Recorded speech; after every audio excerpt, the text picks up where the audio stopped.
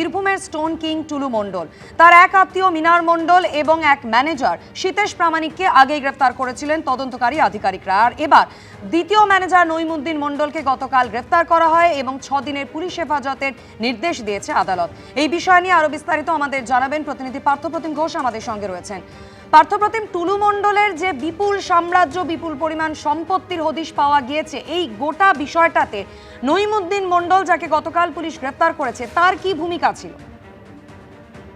দেখো, গতকালকে নইমুদ্দিন মণ্ডলকে গ্রেপ্তার করা হয়েছে এবং তাকেও কিন্তু নিজেদের কাস্টাডিতে পেল পুলিশ। এবং সেক্ষেত্রে তোমার বলবো 6 দিনের হেফাজতে পেয়েছে পুলিশ। এবং এই যে বিষয় জানতে পারছি আমরা, পুলিশ জানাচ্ছে নইমুদ্দিন মণ্ডল সে কিন্তু এই যে অর্গানাইজ ক্রিমিনাল সিন্ডিকেট বা এই যে অপরাধটা হয়েছিল সেই অপরাধে একেবারে অঙ্গাঙ্গিভাবে যুক্ত বলে পুলিশের তরফ থেকে দাবি করা হচ্ছে।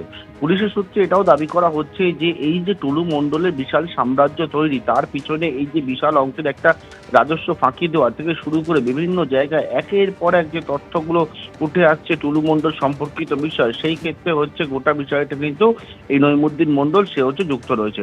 নইমুদ্দিন মণ্ডল সে হচ্ছে একদিকে দেখতে গেলে টুলু মণ্ডলের আত্মীয়, এবং টুলু মণ্ডলের তুমি জানো যে আত্মীয় মিনার মণ্ডলের বাড়ি থেকে যে কোটি কোটি টাকা উদ্ধার হয়, সেই মিনার মণ্ডলের হচ্ছে আত্মীয় হয় হচ্ছে এই নইমুদ্দিন মণ্ডল। এবং এই নইমুদ্দিনকে জিজ্ঞাসাবাদ, পাশাপাশি সতীশ প্রামাণিককে আরো এক ম্যানেজার, তাকে জিজ্ঞাসাবাদ এবং মিনার মণ্ডলকে জিজ্ঞাসাবাদ করে এখনো জানতে পারছি টুলু মণ্ডলের তুমি জানো প্রায় 220 কোটি টাকা নগদের হদিশ পেয়েছেন তারা। একদিকে যেমন ব্যাংক অ্যাকাউন্ট এবং ক্যাশ যা বাজেয়াপ্ত হয়েছে, পাশাপাশি 400 বিঘা জমির হদিশ পেয়েছে।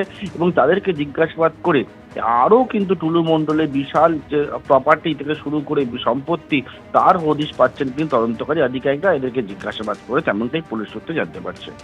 ধন্যবাদ পার্থপ্রতিম।